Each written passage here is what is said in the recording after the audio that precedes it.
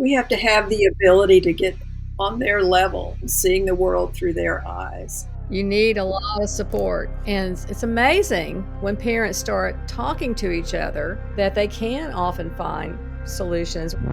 You're listening to The Brendon Marotta Show.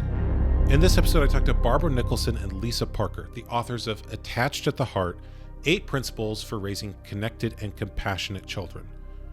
Barbara and Lysa are also the founders of Attachment Parenting International, an organization that teaches parents how to practice attachment parenting.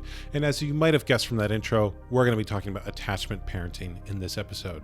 So without further ado, here's Barbara and Lysa. I think the obvious place to start is, what is attachment parenting? How do you all define that?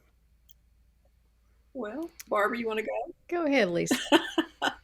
Well, I think the way we would be defining it is as a gentle style of parenting that is through the lens of attachment or attachment theory. Okay, so Dr. Bill Sears and his wife Martha coined the term back in the early 80s. And at the time, Barbara and I had read their books, but didn't know the root theory behind the term attachment theory, because Dr. Sears wasn't talking about that. You know, he's writing for young parents, and he's probably assuming they're not interested in the science, and so he's just trying to meet their needs, at their immediate needs. But as we dug into it, we started realizing, oh, this actually has a theory behind it. And, it's been, at the time it was like 60 years old. And we might have learned that in college, but it just kind of went over our heads. But then we just kind of really dug down into it, started seeing that there was, studies from multi disciplines that were pointing to the same thing, that the essence of our humanity comes from our attachment to the primary caregiver. And that doesn't mean only one person caring for the child. It just means that initially that child is going to want to attach to someone, and they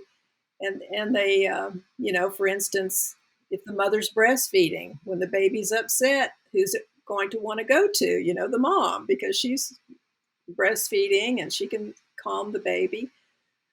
But, fathers and other caregivers have their own special ways of interacting with their children, and children thrive with, multiple people being in their lives. So that's kind of how I would define attachment parenting. But we realize, too, that there is some baggage that comes with attachment parenting, right? Because of all the media hype and the misunderstandings and the miscommunication about attachment parenting. And so many people think that you have to do these things and you have to do them in the right order, or, you're not attachment parenting. And we say that you can, we have what we call the 8 principles of parenting, and we give parents freedom to choose what works for them and leave the rest. So what are the misconceptions about attachment parenting, or the things that people often get wrong or have a false assumption about? Well, I'll jump in here. As Lysa was saying, people think that there's rules, that you have to follow these rules. For instance, you have to wear your baby in a carrier all the time, and you can never put them down, that you can only breastfeed a baby. You have to sleep with your baby every night. And it even goes into other things that have nothing to do with attachment, like, you can only use cloth diapers, for instance, or only eat organic food. And so it goes on and on into a list of rules that have nothing to do with the 8 principles that we're so proud that, with the help of the Dr. Sears and so many other researchers and even parents that have helped us define what these principles are. And they're pretty broad. if you read the 8 principles, you'll see it's not a list of rules. It's more of a broad spectrum through that lens of attachment. What keeps the connection strong? What is something that you can do that will be a nurturing part of the relationship? So whether it's feeding, sleep issues, being responsive. Ironically, sometimes we get the most simple questions that are so confusing to parents. Should I pick up a crying baby? I've been told not to do that. That I'm, developing a bad habit with my baby. So that was one of the main reasons that we wanted to start the organization, to write the book, to develop a curriculum that really speaks from the heart, as our book says, that we feel like that attachment at the heart is really the core of what we're talking about. And listen to your heart, listen to your intuition. It sounds like, in your view, attachment parenting is more of a goal or a target or an intention than it is a specific checklist. Is that an accurate understanding? Absolutely. It depends on the attachment of the parents to their own parents, to their mother. So we often have mothers who might have had what they call an avoidant attachment with their own mother. They might have an ambivalent attachment, and so they're getting over their own attachment. They don't really know what 100% attachment is because they never experienced that. That's something I was going to ask about, because I think a lot of people who are drawn to attachment parenting or peaceful parenting or a lot of the other sort of parenting styles that are intended to give children more love are drawn to that because their childhood didn't have that. And so I'm curious if a parent is trying to do this, but maybe doesn't have those reference experiences themselves, or has emotional patterns they picked up in their own childhood that wouldn't serve this style of parenting. How is it that they still attachment parent while almost trying to invent it for their family for the first time? That's Well, I just wanted to comment on what you said about most parents who have had unhappy experiences choose this. And I would say it's both. People that were highly nurtured, that's their imprint. They just naturally come to this. They naturally want to be, loving and connected because that was their model. And the ones that weren't often have done some kind of work on themselves to realize, okay, there's a lot of things I need to change from my own patterning. Because if you're really unconscious about what happened to you, you tend to repeat that behavior. So, what's really great is if you're in a relationship with someone who had a more secure attachment, they can often help you see, there's some things that we can work through with our parenting that could be really healing for some of the things that you've told me about from your own childhood. So that's the joy of, going to parenting support groups, maybe taking a parenting class, being around other parents who are like-minded, who really want to parent in a more nurturing way, but yet they're afraid, well, does that mean we're not going to have any boundaries at all in our family? That, it's just a free for all and free love, no, no challenges, no strategies. And of course, that would be pretty chaotic parenting. So that's the other extreme that we often get lumped into. Oh, well, those are the people that don't have any discipline. They don't believe in any boundaries. And, we're talking about loving guidance, which is a term Lysa and I both learned in La Leche League. That's kind of our earliest background in parenting, was going to La Leche League meetings, learning about breastfeeding, seeing all these mothers with their babies, often with toddlers, in a more nurturing kind of environment. It was a huge shock because both of us kind of came from traditional, American traditional uh, spanking, distancing from our parents, for punishment. Do as I And say, we all, not as I do. Be yes. quiet. Children are be Yeah. seen, not heard. That And kind of philosophy. when you ask parents what is discipline, they often say punishment because that's all they've ever known. That's what they think is a synonym Hmm. for discipline versus loving guidance versus education. So, how do you define loving guidance? What is that? Well, I would say that that's focusing on the relationship and using um, opportunities, situations that the child gets themselves into as a teachable moment, not as a time to punish, right? And trying to look at the world through the eyes of the child. We so often project our own intentions, onto our child when they may be, totally in a different world, and they are in a different world. Their brain waves are at a slower pattern, from the years of from birth until the age of 6 or 7. Their brain waves are at the level that we would consider hypnosis as adults. So they're just like sponges absorbing everything. So that's that's when our subconscious mind becomes programmed. That's why those first 6 to 7 years are so important. You've seen memes that say, the words you use with your child become their inner voice.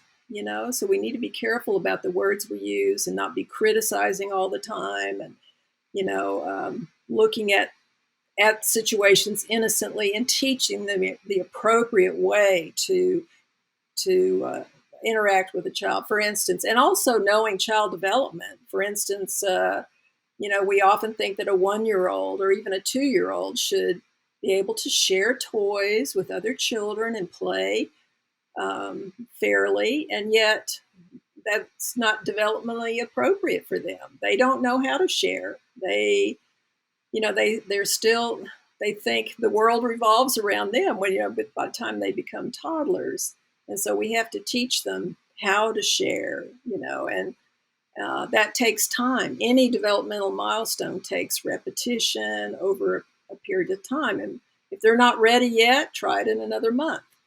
But yeah, loving guidance is really about preserving the relationship and um, teaching the child and disciplining in a way that keeps your dignity intact and the child's dignity intact.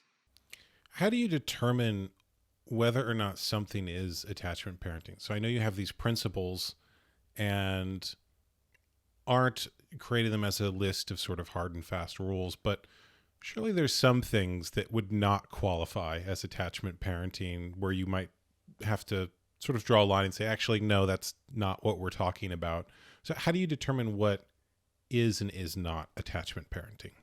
Well, kind of goes along the lines of what she was just saying about connection, keeping the connection strong. So anything that is, really interfering with that bond, with that relationship that is positive is, really like a detachment.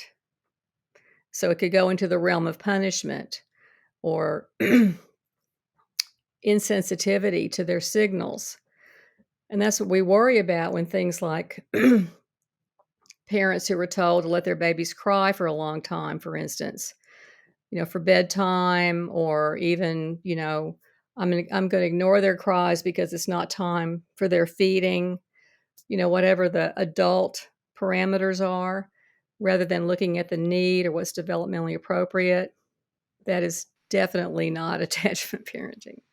Yeah, here's the thing too, and from birth or even before birth, what we're trying to do as parents is develop a relationship of trust, right? So trust is really at the root of attachment. And so as the baby has needs, I'm hungry, I'm scared, I'm cold, I want to be held. And when the parent provides that for them, the child learns trust and they also learn empathy. It's not, empathy isn't something we can necessarily teach in school. I mean, I guess we could, but it's really something you have to experience. It has to be part of your being to have compassion and empathy for another human being. And so when we discipline harshly, we don't use loving guidance, and we're, we've all been there. We're not trying to pretend that we were perfect parents either, We're not expecting perfection. We lose it. But when we lose it, repair the relationship, apologize to your child, say, mommy didn't or daddy didn't handle that right, and I'm so sorry. Do you forgive me? Or, whatever, however you want to handle it, and that will rebuild that trust relationship, that trust bond. And repair is probably the most important aspect because none of us are perfect. Yeah. We all lose it. And it's really good for our children to experience repair because then we're not setting them ourselves up as perfect, and they see that everybody has a chance to repair. How do you create repair?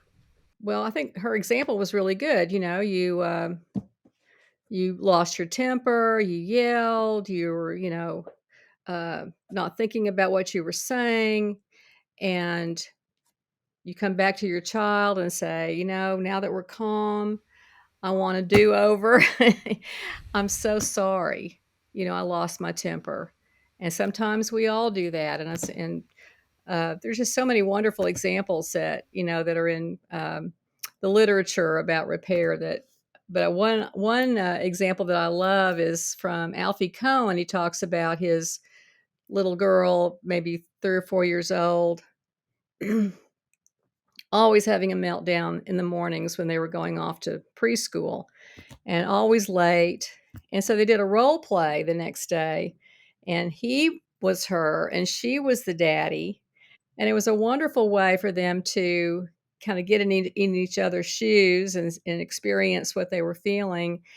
And then, that humor and that forgiveness developed into a conversation about, well, what could we do that would repair this? How can we handle mornings better? And they came up with some silly ideas, but the idea that worked was the little girl saying, well, I want to sleep in my clothes. And so I'm ready to go in the morning. And they said, well, let's try that. So just finding, solutions that work for your family are really a wonderful, healthy learning experience for everyone. And then I think for repair also, touch is important. Maybe ask, can I give you a hug? Or, do something together that reconnects you, like go for a walk or go to the park, go to the playground. So have that experience of reconnection, and that helps with repair as well. So one thing I want to ask that is based on something in my life. My viewers don't know this, but I'm going to announce it here. Our second baby is on the way. Oh, congratulations. And so, Awesome. thank you. So I want to ask, and my wife would also like me to ask on our behalf, how do you handle attachment parenting with multiple children? Because we have been co-sleeping, he still breastfeeds, and we're trying to figure out how to do all of that while also maybe having another newborn. Well, Barbara's more of an expert on that because she had 4 children and I only had 2. So let her take that one. Well, let's hear it. Well, how old will your oldest be when the baby's born? He's 2.5 now, and he'll be a little over 3 when the baby gets here. Well, that's really great because he understands a lot of language and he can communicate with you. And I remember saying this a lot to the older child when they were needing me, or, I'm nursing the baby, and I did tandem nurse my last 2, and they would want to have mommy to themselves. And I would always say, I don't know if you remember, but when you were this tiny, I had to nurse you first. And then, I took care of the older child. So this is exactly what I did for you. Would you mind bringing me a book? And we could read the book for a while I sit here and nurse the baby. You just find strategies that, are inclusive of the older child, but also kind of empower them to say, "Oh, well, I'm the big boy now." They can bring a Um, diaper, and I think you know, bring was bring you a diaper or bring. diaper, them really involved in and feeling like they're important because they're big. And but also I think parents worry, how in the world can I love a second child as much as I love this one? And it's this magic that happens. It's so unexplainable, but your heart just expands. You have this capacity that grows, and it's just like it's kind of a life lesson in unconditional love, that you see that expansion start to happen, that enables you to appreciate, each developmental milestone of each child. And the other joy is, I think, when you have the second one, it's not as shocking. Sure. Each cry and each whimper and each sniffle. It's not You're stressful. a little more prepared and a little less stressed out. So it's a wonderful growth opportunity for everybody, including your older son. And for you as a dad too, you can pick up the slack and have that special one-on-one relationship with the older child.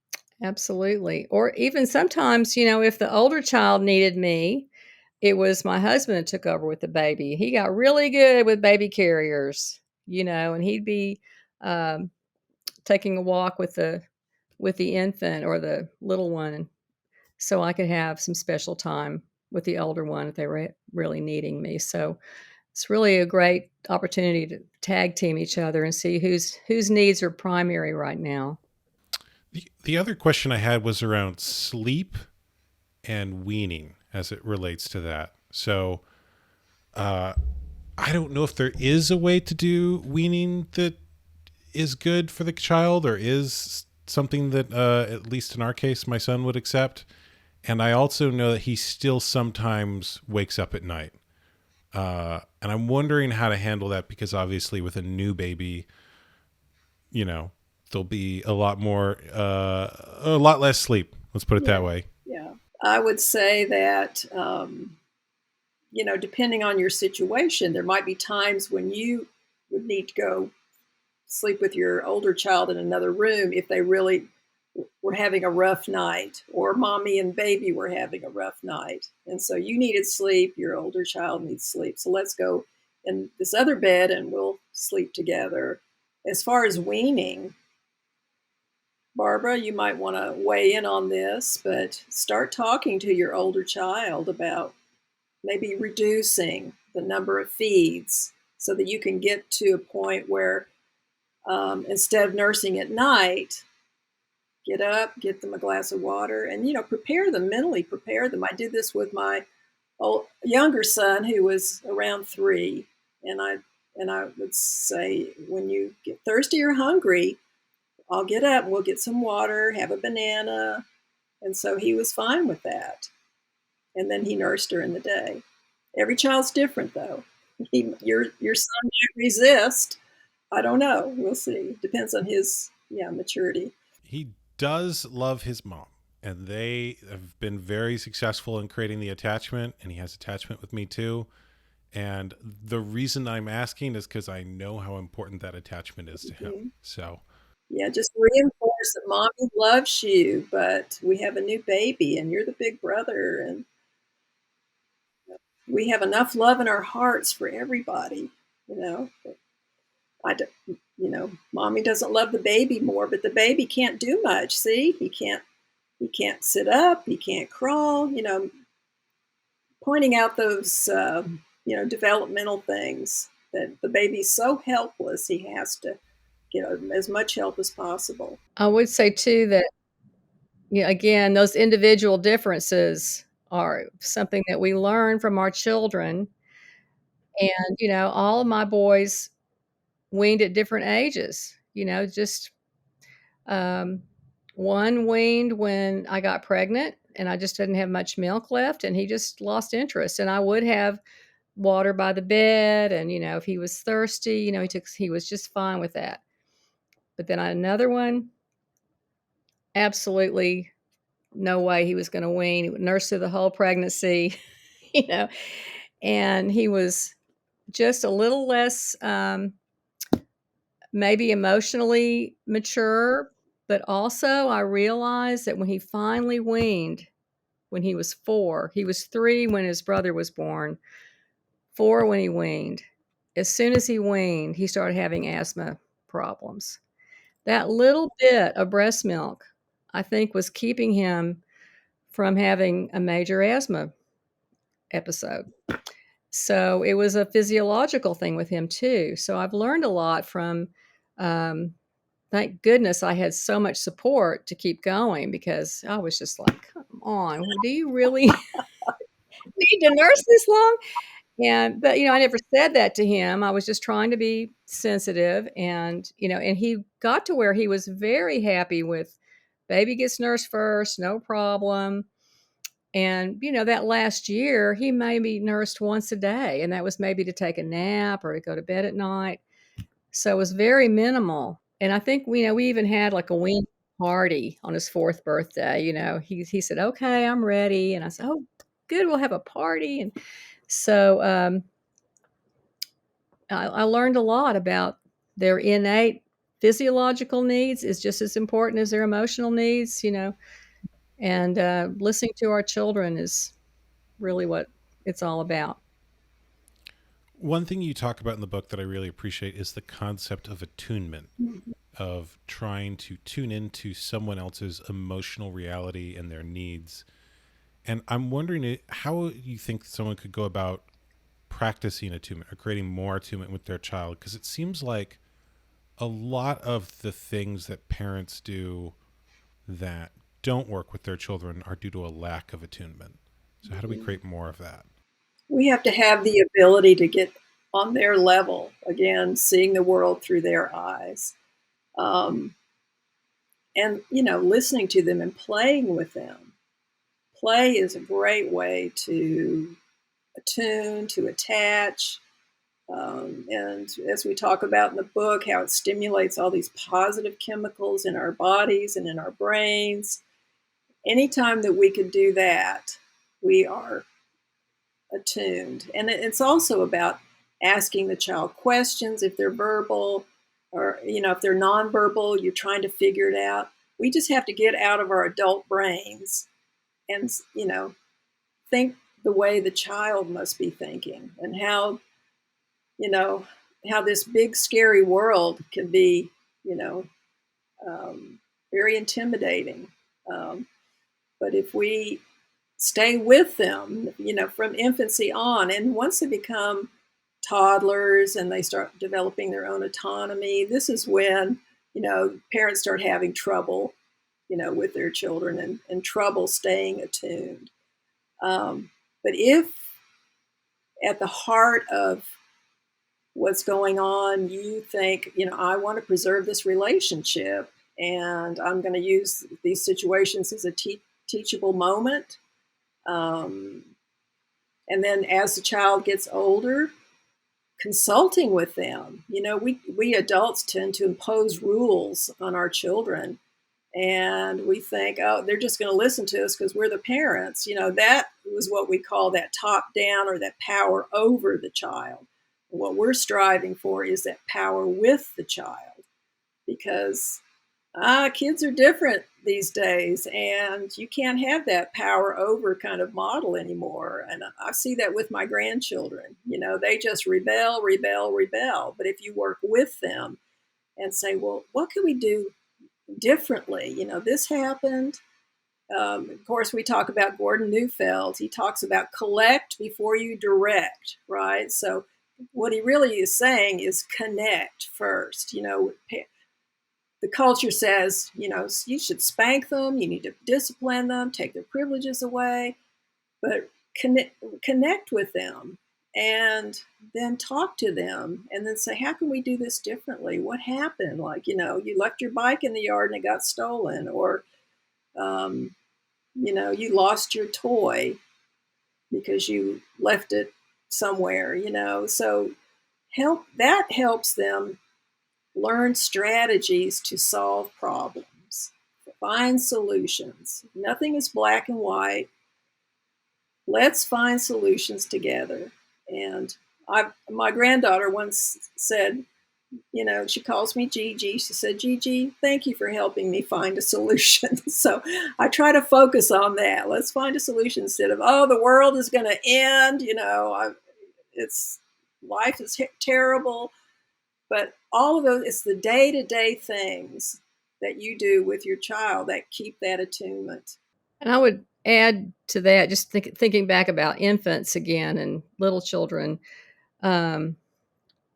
My little boy that had asthma later, he also taught me every time we went into a big box store like a Target or something, even though I had him in a front carrier, he would go into sobs. Mm-hmm.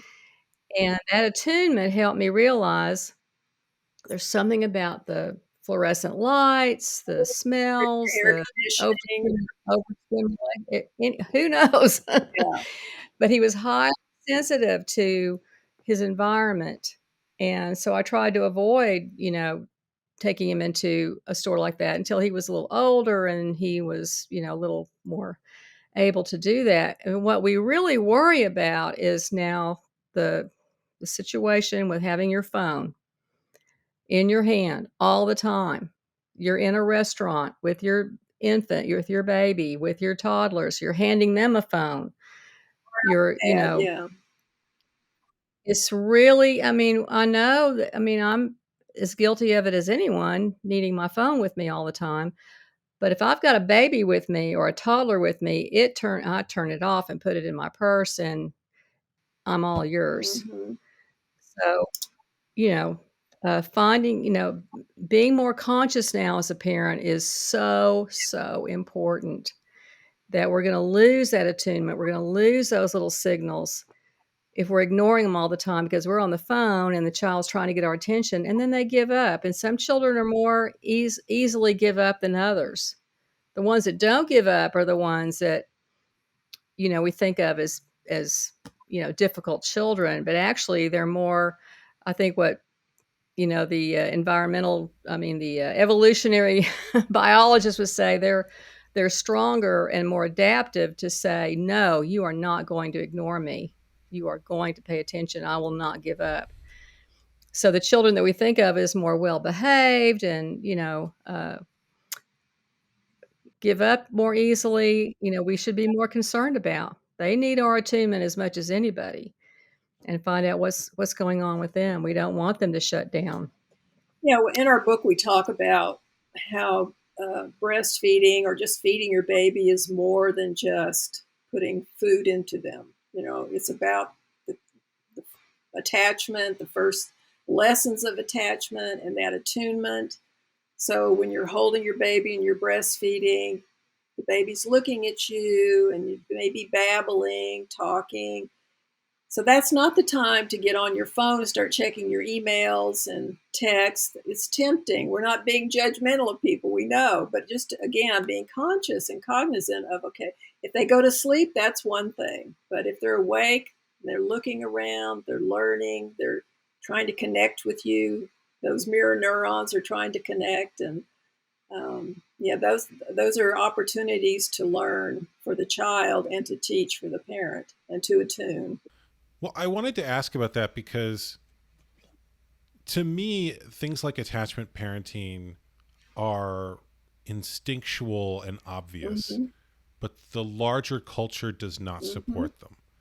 And so I'm curious what advice you have doing this sort of parenting in a culture that doesn't support it and has a lot of big, even industries and influences that are trying to pull in the opposite direction. Yeah. So we mentioned phones. There's also obviously a lot of really unhealthy food that's marketed towards Mm-hmm. kids and all sorts of different things. But I'm curious how you handle that with this sort of particular way of parenting. Again, Get your tribe. yeah, be conscious. Yeah. You need a lot of support to go against a really powerful culture that we live in. Mm-hmm. And I think a lot of parents are just as influenced by commercialism as their children are. They see all the gadgets, they see all the new things, and they think that, you're not a good parent unless you have the best stroller or the best, this or that. And it's really hard to go against um, that huge commercial culture.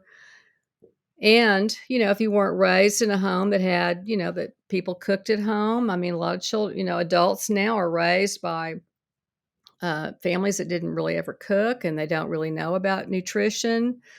So they haven't been able to model that for their own children. But like, I was saying, Lysa and I started out with La Leche League, and we were so blessed because we're around so many young moms. We were all in the same boat. We were all, helping each other with, because a lot of us were struggling to stay home on one income. And we really were trying to figure out how in the world do you do this? And these days it's just as hard, if not harder, to live on one income. But if you have, your good friends that are all in the same boat, and you go to each other's homes for, potlucks, and help each other as much as you can, or if you're lucky enough to have extended family that can help you, then, and, sometimes if you just have your, not only your good friends, but I know with my own parents, even though we didn't live in the same city, but they came to visit a lot, and I would talk to them a lot about what I was trying to do, and, that I wasn't gonna spank my boys, for instance, and they were scared to death I was gonna raise juvenile delinquents. How do you do this? But the more, they saw my husband and I, doing things differently, and they kind of got into it with us, they realized, well, there is another way, and they appreciated that we're all trying to do a little bit better than our own parents did. And I know I would say that to my mother, you did so much better than your parents. And that's what I'm trying to do, is learn and um, change the things that I want to change. So sometimes if you just have support from, your family and some good friends, you start the ripple. We call it the ripple effect, and that's what really starts to change a culture. And I'm thrilled when I see dads with baby carriers on. They might not be doing what we think of as attachment parenting, but that baby's getting so much touch and advantage from just the simple use of a carrier, that is a big culture change that's going on. So we're hopeful that the more people see this, the more people um, try to practice positive discipline, the more our culture will change. I was just going to say briefly that when we started Attachment Parenting International 30 years ago, so this is our 30th year, and the first thing we did was create a brochure and then a website. This is when the internet was just starting to become popular. And we started hearing from people all around the world, like you were saying, this should be just natural, right? And they would say, this felt so natural to me that I felt like I was the only one in the world until I found you, because I was getting criticism from my family, from my friends. And so I think just the presence of our organization has gone a long way to support not just, parents, children, but also professionals who believe in this style of parenting and attachment theory. That's why when we do our trainings, we have a lot of therapists, social workers, even some doctors attending, because I think, they recognize that something needs to change in our world. And the only way to do that is one family at a time, right? And so we often say that this attachment parenting, or you can call it nurturing parenting or gentle parenting, we're not stuck on the name, but some people call it intuitive parenting or intentional parenting. Um, but it's about our own personal growth as adults as well, because now we're realizing I didn't get this when I was a baby, but I'm able to provide that for my child, and that has a healing effect on us as adults if we allow it. I wanted to ask how you find your tribe, because that has been something that I have struggled with most of my life. Barbara, you want to take that one? Well, there are attachment meetup groups. There are attachment parenting support groups. And I know, for instance, Austin, Texas had a very strong attachment parenting support group. Um, and there are attached at the heart parent educators who are teaching parenting classes. So taking a class, and then that instructor would connect you to all the other parents that that are in that community. There's baby wearing groups. They may or may not be, what we would think of as more nurturing parenting, but a lot of them are. A lot of them are looking for baby carriers, not just because it's stylish, is that they really want to have more connection with their babies. And of course, La Leche League is still very big in many cities around the U.S. And I know Texas has a very strong La Leche League. And that's where I started out in Garland, Texas, 45 years ago. So that was kind of the nucleus for Lysa and I. That's where we met at a La Leche League meeting. And we deeply connected there and found, a wonderful group of families that we never would have met otherwise, from many different walks of life and occupations and religions and races, and wonderful, set of values, all based on what we call the 8 principles. They call the 10 principles, the 10 concepts. Well, Leche League had 10 concepts, and one of them being positive discipline, which you wouldn't think of in a breastfeeding organization. But they were seeing that they really wanted their leaders to model nonviolent discipline in their meetings, and to set the bar, that in these meetings we are practicing loving guidance. And then we really encourage parents to start their own community. So on our website, we have ways for, if a couple, for instance, if you and your wife wanted to start a support group, there would be instructions there on how to get started, and then they would help you connect to other people in your community. Yeah, that's how we started a leadership program for parents, and we oftentimes had a mother, a husband and a wife being leaders for an attached parenting support group. And that was so thrilling to us because we wanted to include dads. And I remember when there were 2 support groups in Austin, there was a dad who would have a weekly coffee for Right. AP Dad. For the day. So, Brent, you might have to start your own thing. But there might be an attachment parenting meetup group. Yeah. You can research that. And those are more informal, and they might not have even a topic of discussion, but you could, if you found one and you found that they wanted to talk about something, you could suggest attached at the heart. Noted. Or, there's so many we have so many books listed in our book. We want our book to be a resource too. So after every chapter, we've got books and websites, and you could have a book club and talk about, so many different topics. That was something I wanted to ask about with regards to the book, is that you all have a lot of research in this. And a lot of it comes from scientific studies and medical organizations. And some of it seems to draw from almost moral principles. And I'm curious about that choice in the book.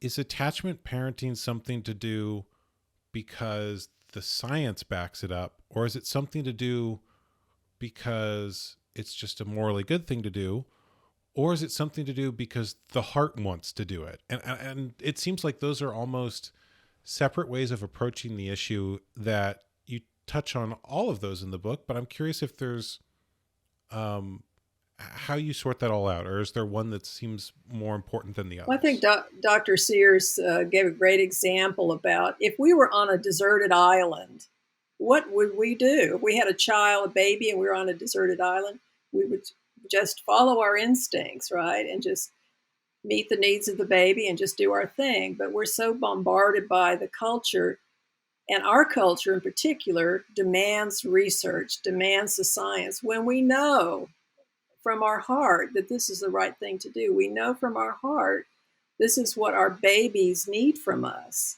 And and so it's kind of all of three of those, it's the humane way to, in my mind, it's a humane way of treating children, not as objects, not as property, but as another human being who has a spirit.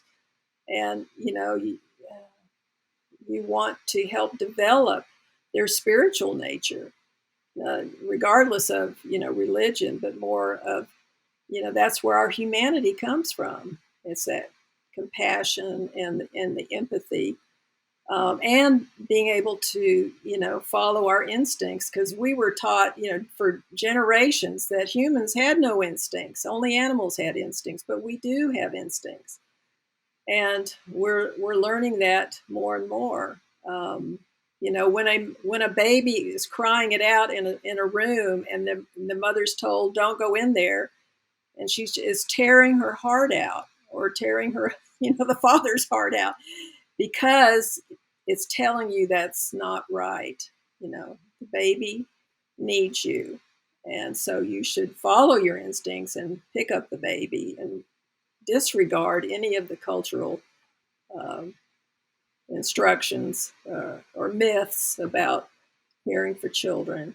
You know your baby better than anybody, so don't let other people tell you how to raise your child. And the other part of what we're doing too, and as you read in the book, is we have an ulterior motive, right? If every family could attachment parent or treat their children with compassion and love and nurturing, the world will be a better place, right? We'll no longer want to have war because it doesn't feel right. And, what's the point?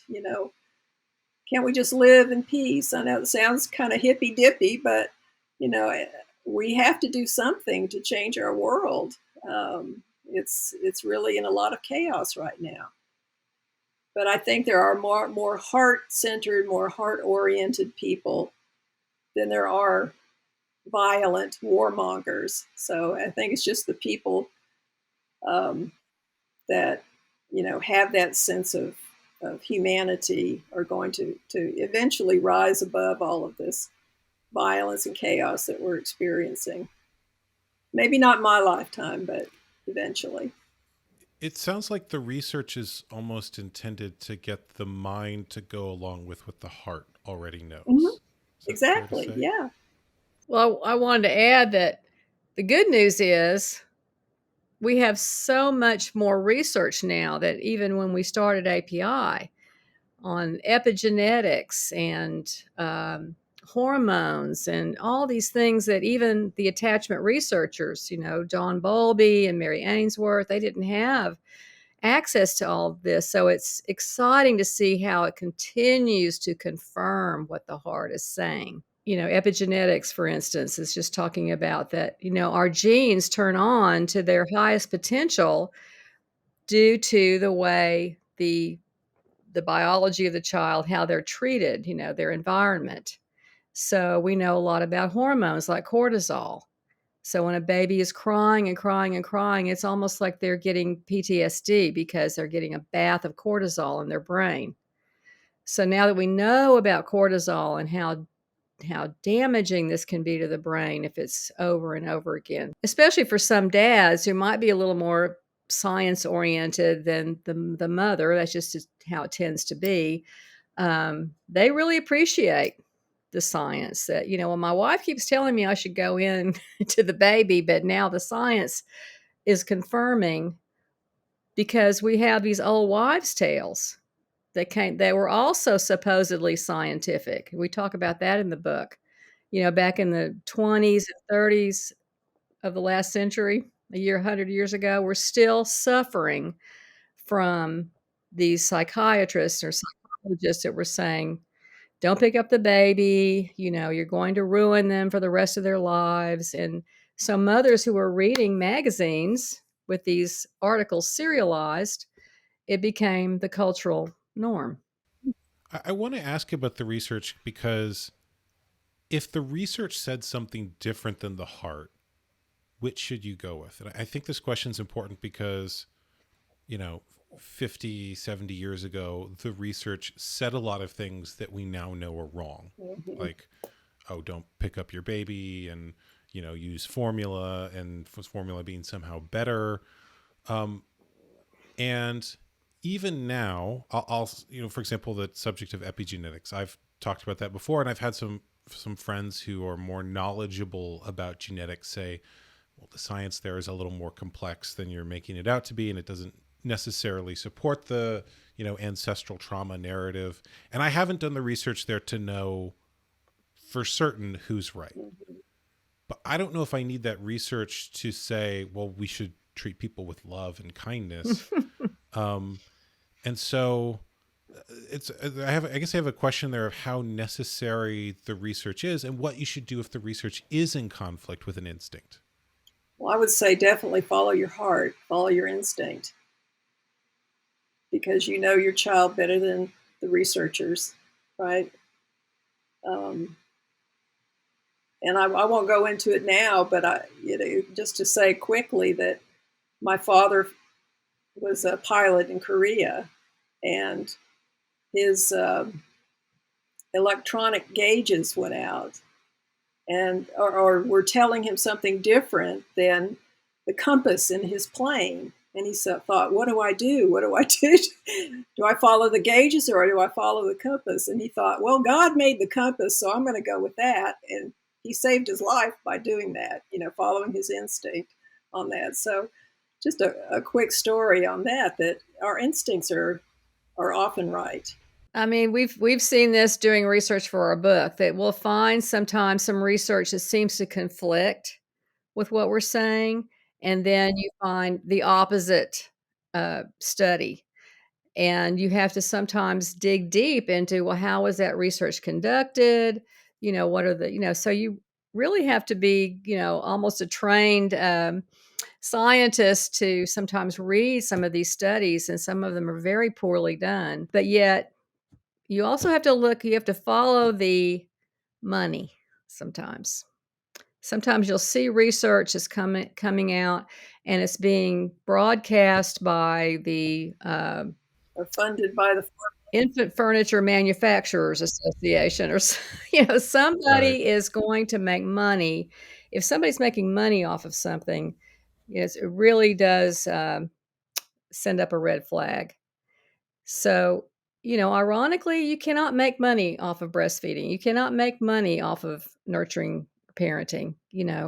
It's really important to look at what your sources are in the research world. And if it doesn't feel right, then just ignore it. We've had many mothers come to us and say, somebody gave me this book, and it just didn't feel right, so I threw it away. Was that the right thing? And usually we would know what that book was, and we would support them in that decision. So you really have to go with your gut, go with your heart, because researchers have their own biases as well. They're not supposed to, but they often do. I've certainly noticed that with a number of issues that there's sort of a cultural norm around research that is different from the actual research, or a cultural belief around it as being infallible and objective. When you start digging into it, it's a little bit more fallible. And I also wanted to ask about how you handle issues that are hot button or triggering for some people. So I'm going to say something a little bit critical. I notice in your book that you do not take a strong moral stance on the issue of circumcision or vaccines. You sort of frame circumcision as the circumcision decision. and ask people to sort of consult their own beliefs. And I take a very different stance on that. And I'm curious why you made a choice to do that. When I feel like the research, you mentioned cortisol levels, shows that it's very traumatic for children. And I don't know that it can align in any way with attachment parenting. So I'm curious about the choice there. I did want to say that I didn't know about your documentary until I went to your website and went, wow, we need to give this resource to parents because they're not getting enough information about the pros and cons of circumcision, for instance. So I mean, these are big issues that we feel like parents, our issue about everything, anything that you do to your child, you put into your child, you need to really be educated about it. And it's been our experience that when we empower people to get educated and they come to us for resources, they often make really Choices. Yeah. what we would hope would be the absolute best decision for their child. If we, start, you know, mandating what we think everybody should do, we've gotten into some hot water that way because it's not empowering to the parents. If they just look to us as, well, let's just see what, Attachment Parenting International says about this, rather than let's look at their resources and make decisions for ourselves. That's really, we just feel like that's the best parent educators out there are the ones that are really empowering the parents to take their family and their child and their decisions in their own Do hands their own due diligence. rather than spoon feed. And, you know, So that yeah. I'm just gonna say, we have a parenting curriculum and we use this model developed by Haim Ginott, who was a very famous, prominent parent educator from decades ago, but his work is just stellar. And he probably had the best success as a parent educator because he was so empowering. And because, he gave parents confidence that you are the decision maker, you can make the best decision for your family. So that's why we're really excited about our parenting curriculum, because we think that if a parent is empowered, then from that will come parent support groups and, really starting to change the culture. Let me just add to that the message of attachment was so important to us that we didn't want people. There are a lot of reasons. This is not the first time we've been criticized for that, by the way. But we don't want people to throw the message out, let the baby out with the bathwater, because we took a stance on this or a stance on that. And we're already getting criticized for, our stance on sleep and on breastfeeding, and positive discipline. I mean, we've been through the gamut, on just the 8 principles. And so we had to make a decision, that we just couldn't, the organization couldn't handle the backlash or the criticism, whatever. And again, like Barbara was saying, we just have to let parents make their own decisions. When I when I was pregnant with my first child, I went to some childbirth classes, and that's why these classes are so important, independent, not the ones at the hospital. But I never even thought about circumcision. First of all, I never thought about breastfeeding either until my husband said, well, I want you to breastfeed our babies. I was like, okay. But then never thought about circumcision. So I went to this class and she didn't stand up there and talk about circumcision. She just handed us a booklet and said, go home and read this before you have your baby. And when I read it, I went, oh my gosh, so that information helped me make my decision, not to for my children, but it's really a difficult decision if you have, or if you're Jewish, it's very much a part of your religious tradition, and that there are other options. We know how painful it can be, and so when I had twin grandsons born, the mother wanted them circumcised. And so I had to hunt around for her obstetrician would not give them any kind of topical anesthetic or anything. He didn't see the point. So I found another obstetrician who was willing to come in and do it, you know, anesthesia, passive sucking, and, the pacifier works as an analgesic. So that was kind of a compromise we had to come to. But yeah, it's a very hot topic. And at one point, the insurance companies weren't paying for it. But as you saw in our book, they did make a bit of a change, so insurance companies would pay for it. But I just want to say too about ultrasound. There's so many topics that we could go off on and have our own organization topics, yes. about that. So, like Lysa was saying, we want parents to come to us knowing that, we're not about making decisions for you. We're not judging you. We want you to come to a class or to a support group or to our website and be empowered to find really good information that will help you make the best decisions. And like she was saying, if we come on to with too many rules, then people won't come to us at all for any help at all. They just know they've already made their decision about, well, this is what they're about, so we're going elsewhere. So it's walking that tightrope. Yeah, I notice two differences in our philosophies, and the first is that it seems like what you all want to do is ensure that the parent is empowered to make their own decision, and that even if they were to make the right decision, if they did it just because you told them to do it, there would be a way in which that might be disempowering. In other words, they would still just be following a rule, doing what the quote unquote experts told them to do, and that it would be better from your perspective for them to evaluate information and come to their own decision that they feel like is their decision. Is that an accurate understanding? Well, that's how change happens. If they're again just if we're the authoritarian parent, what good does that do? We're trying to reparent ourselves through empowerment, and we know that that's how we learn the best. How Lysa and I have changed and evolved is through the freedom to make our best choices. And sometimes it might not have been the right choice, but again, it's repair. Yeah.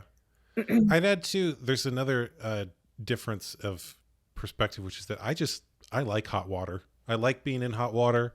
I'm fine being there. My brand in life and way I've set myself up is such that that's a safe place for me to be. But I'd also add to that if my perspective on something is different than someone else, I'm comfortable still being in connection with them. Good. So if someone takes a completely opposite perspective, we can still talk, but my perspective is my perspective, and we'll talk about that. So it seems like there's also just a difference we need more leadership like that. More. I think politicians are in enough hot water right now. I don't need. Yeah. I'm sure I could get myself into even more hot water if I did that. But also, it might not be a little hard to run for office and parent a newborn. We'll get the attachment. That's true. Really secure. You got your priorities. Maybe after that, yeah. You could be the dad in the front pack. There you go. Actually, I would respect a politician who gave their speech with the front pack on. Immediate vote. Yeah. Don't even need to know their politics. I'm sold. Lysa was it the Prime Minister of New Zealand? Yeah. Was breastfeeding a baby into Parliament with a baby. Before she was Prime Minister, yeah. They probably got her elected.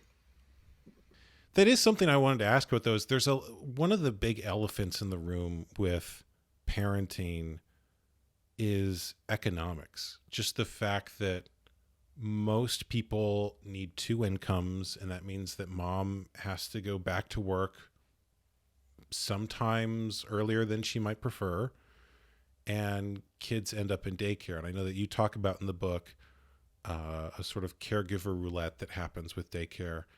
Uh, and I really want to help people there, but it almost seems like there's an economic problem to solve as much as a cultural one there. And I'm curious how you all approach that when there's a parent who, they want to do attachment parenting and money is an issue.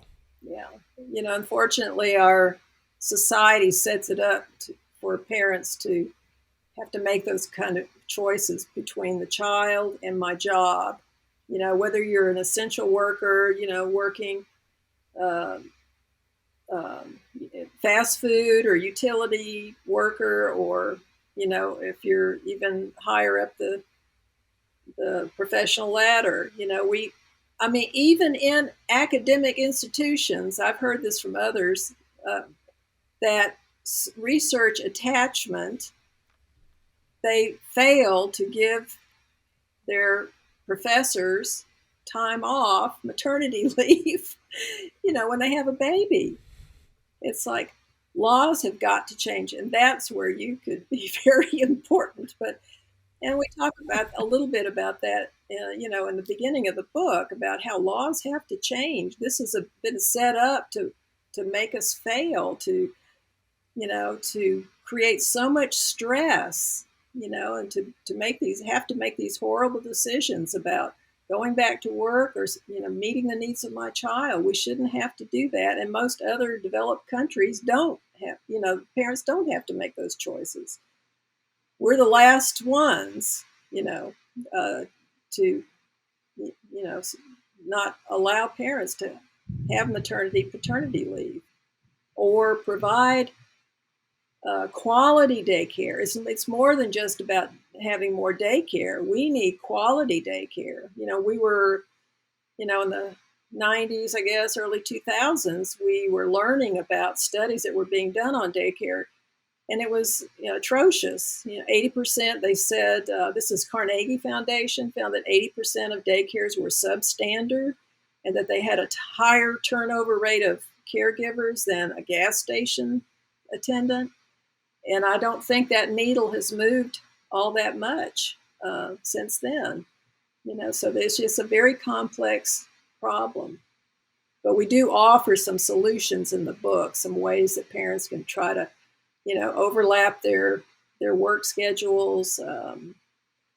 Maybe buying a house when you're pregnant might not be a good time, because then you're strapped to make that mortgage payment, or, buying that new car. I don't. We live in such abundance that we don't know what sacrifice is anymore. And Barbara and I had to go to WIC. We were on WIC because our husbands were musicians and they weren't making a whole lot of money, and so we were grateful to have WIC available, because we could get cheese, big chunks of cheese, and peanut butter, and all kinds of food. And, that helped us through, a rough spot, and then we were okay. But, there's a lot of things that need to change in that regard. Well, when we do our parenting classes, we often talk about that in one of the modules about, the importance of keeping that connection strong. And it's amazing when parents start talking to each other and listening to each other's stories and getting creative, that they can often find solutions. We had two friends that were Little H League leaders who both became single mothers, and they moved in with each other, and they helped each other with childcare. And they, by this time, I think their children were all in school. But yet, finding solutions when you don't have extended family nearby. But we do know of another friend who moved in with her parents. She became a single mom, moved in with her parents, and her mother was able to help her with child care. So sometimes we have to, kind of humble ourselves into realizing we are not meant to do this alone. And Bruce Perry, one of our advisory board members, who's very prominent in the field of child trauma, um, he's done a lot of research on family structures, and he was saying that babies are born to expect 4 adults in their At least lives. 4, yeah. So you have a village, the way we've all been raised until the last couple of centuries. There was always the auntie, the grandmother, the best friend, everyone was involved in supporting that family. And we have got to create that village for ourselves. Like Lysa was saying, we both, when we moved to Nashville, Tennessee, away from all extended family, because our husbands were musicians, we just realized we had to create that extended family ourselves. So our friends were everything to us, coming to our aid when we needed it, even if it was, um, I'm just going crazy. I need somebody to come over here and help me fold laundry today. Yeah. Whatever the stress was, um, that enabled us to make it fun. Have a sense of humor. How do you, uh, humble yourself to maybe living a little more frugally, or if you have to move in with a relative for a while, or um, Or take out a and also getting creative about who are other people in your life that could help you with childcare besides a daycare. So it might be the neighbor down the street who has a little family daycare in her home, or it might be a small church daycare that has a very small ratio of infants to the caregiver. I know in Tennessee it's 4-to-1 for an infant. It's like a mother of quadruplets. No mother of quadruplets is expected to be home alone with those 4 babies all the time. Everybody comes to her aid, but yet a stranger has 4 babies, and that's okay. So we've just got to really look at, like Lysa was saying, our culture is just so in need of changing our priorities. But when parents get empowered to look at, what can we do? When I was tag teaming with my husband when our first one was about 2 years old, and I was going back to teaching school. So we worked out our schedules that one of us was home, and it was a big sacrifice because we hardly saw each other. But the baby always had, a caregiver or a grandparent to be the primary person. But it takes a lot of pre-planning and strategizing and building your community. Especially you want a community of like-minded families that you can trust when your child is over there, that they're going to be nurtured, that that's their philosophy as a family. Not that, anybody's perfect, but you do have a common ground as a baseline. hiring a nanny is another good option, but just making sure that nanny is committed so that you're not having this caregiver roulette of nannies as well, but someone who's willing to stay, for 3 or 4 years, and work out of the home, um, so that the baby is in a familiar environment. One thing I notice is that there's a understanding gap between the friends of mine I have who are single or don't have kids and those that do. So if you talk to there's a big separation among age groups in our culture where all of the kids are kind of sent and segregated in one place, and even in there they're segregated by each individual age group, and then all of the elderly people are sent and segregated to another area, and then the adults are all sort of segregated in different jobs. And so as a consequence, people don't have a lot of time around kids where they understand what's normal and what the capacity of children is. So you'll be out with someone and they'll say, and we'll say, we got to go home. It's his nap time soon. They'll say, well, can't you stay out a little longer? And it's like, no. Have you seen what happens if kids don't get their nap time? Show We you. cannot do that.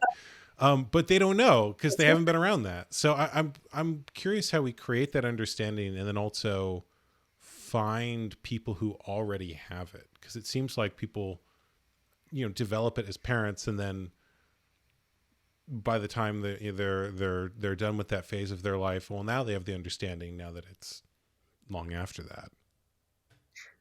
Well, I would say that you are probably doing your friends that are not parents yet a huge favor. You are a model for them.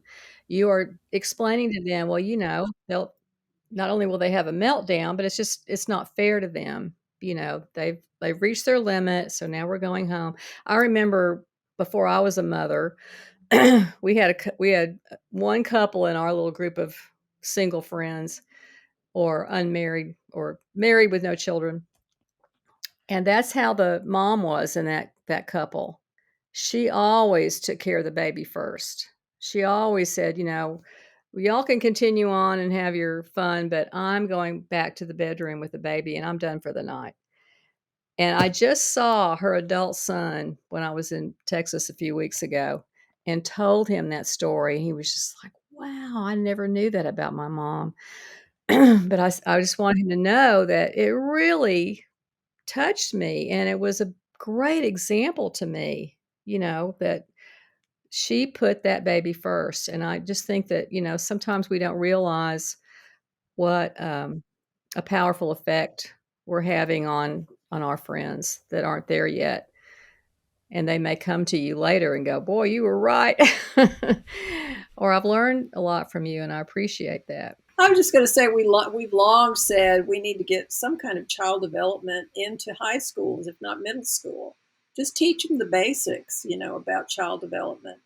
There is a really wonderful program called the Roots of Empathy. It originated out of Canada. This woman created this program where she gets a volunteer mom with an infant, and they adopt a class, or the class adopts the mom and the baby. And once a month, she comes in and spreads this big blanket out, and the children sit all around the blanket. And they ask the children, well, what do you think the baby is capable of right now? And so the kids will make their wild guesses, but then they learn, that no, he's just an infant. He can't feed himself. He can't sit up. They might also do measurements of the head and things like that. And then when the baby gets older and they start crawling around, they just delight the kids, because they have this attachment to the baby. They're connected. And what they found was not only did they have more information about child development and in the baby's brain, but also bullying was reduced significantly. That was kind of a surprise to them, because instinctually, these babies tended to crawl up to the child who was the marginalized child in the class, maybe the one that was being bullied by the other students. And so because the baby had chosen that child, then that child was cool now. So then they all started playing together, and if they saw another child or student in their class being bullied, they run to that child's aid. So it was really remarkable, just giving them a little bit of child development, because oftentimes the only child we ever hold is our own, and so we're not prepared to be parents. I mean, Barbara and I, we were growing up, we babysat. I had a brother who was 12 years younger, so I had some experience with a baby. But when we became moms, we were like, oh my gosh, talk about deer in the headlights. We did not know what we were doing. I had a child that was considered high needs, and I just, what I had been taught in college, which was behaviorism, was not going to work with him. So that's when I was attracted to attachment parenting and started applying, a few things here and there. I call my friends up and say, I don't know what to do. And they say, well, have you tried this or that? And just something simple that I should have thought of, I hadn't thought of. but I tried it and it worked. So that kind of drew me into this attachment parenting world. So before we finish up, is there anything that I didn't ask you that you wish I had or that you want to say before we finish? Well, how can parents learn about our classes? What we did with the book was we developed a curriculum and with 10 modules. And so we have trainings around the world now. We're doing international trainings. Our book's been translated into Greek and Turkish. And, people, the professionals in particular, are very, very interested in this, because it's one thing to take theory, attachment theory, but how does that apply in day-to-day life, when you're in the throes of being a mom and dad, and so that's what we've done. This is the practical application of attachment theory. And even John Bowlby's son, Sir Richard Bowlby, said that he believed that attachment parenting was the practical application of his father's theory. So that was just a huge endorsement for us. But so we're offering, these trainings for professionals so they can go into their communities and teach the parents that they serve. And this is kind of how we're networking through teaching people to go into their communities, and it takes time, but it's happening, and we're very proud of that. So real quick, where can people find these classes and the book and all the other links you might want them to go to? Well, our website is nurturings.org. And there is a link there to parent education. So all of the trainings and information about the educators in their communities are on that website. And also on the Nurturings website, there's also a tab for support groups. So there's a map, and there might be a support group in their area. If there's not, there's information about how they can start a support group. And of course, we have lots of articles, resources for parents on the website too. Cool. Well, thank you again for coming on. Is there anything you want to add before we wrap up? No. Sounds like you're a wonderful dad. We're thrilled to be Thank you. here. All right. Well, thank you again for coming on. Absolutely. Thank you.